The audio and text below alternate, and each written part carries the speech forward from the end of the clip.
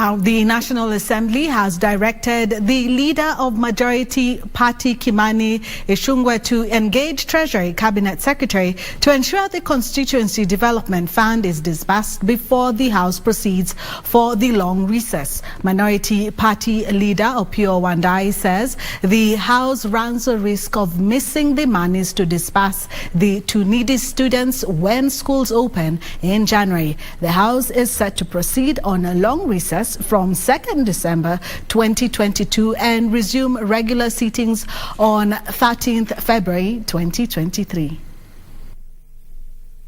With less than a month before the House adjourns for a long recess, National Treasury may find itself on a tight spot as legislators plan to push for the disbursement of delayed CDF funds before the long break.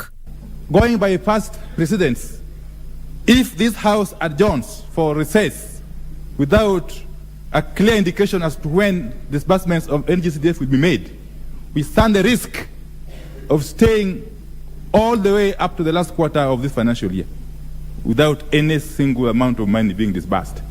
While warning that the delay may affect Kenyans who depend on the fund, Ugunja MP, who is also the minority party leader Opiyo Wandayi, sought to have the new Cabinet Secretary for Treasury Njuguna Ndungu reveal when the funds will hit the bank accounts of constituencies. And may I also dare say, Mr. Speaker, and this is no empty threat, that failure to do that, I will be moving members of the House to refrain from any talk of recess, firstly, and secondly, to refrain from any engagement on any business. Our people are waiting for us not to go on recess. They are waiting for us to go home to process their bursaries for term 1 school fees in January.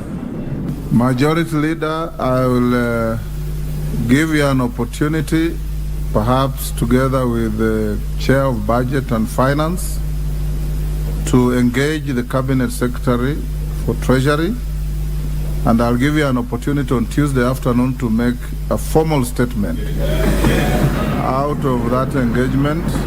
The Constituency Development Fund has been embroiled in endless debates following a court ruling over its constitutionality.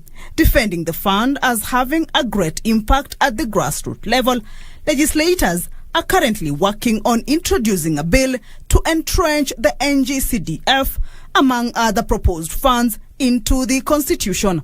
Meanwhile, National Assembly has approved the appointment of Police Inspector General nominee Engineer Japhet Koome, saying he has vast experience to steer the country's security. This particular nominee has shown us that he is up to the task because he ably answered all the questions that were raised by this honorable committee. Koome will be taking over from Nur Gabo, who currently holds the position in an acting capacity. Kamchemenza for Prime Edition.